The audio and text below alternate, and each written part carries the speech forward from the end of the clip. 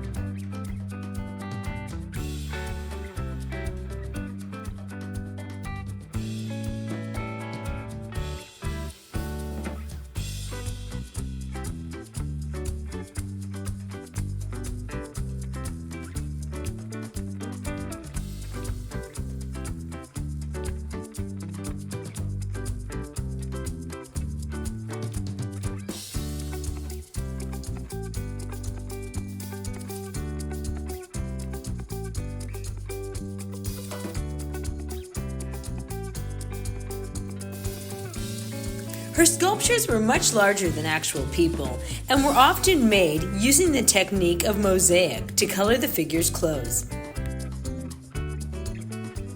Niki De Saint Phalle created flowers and patterns on her figure's clothing.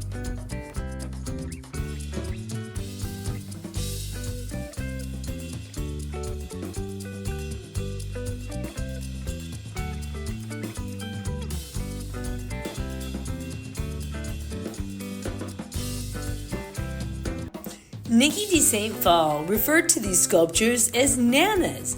Most of these famous works of art can be found in museums and public parks around the world.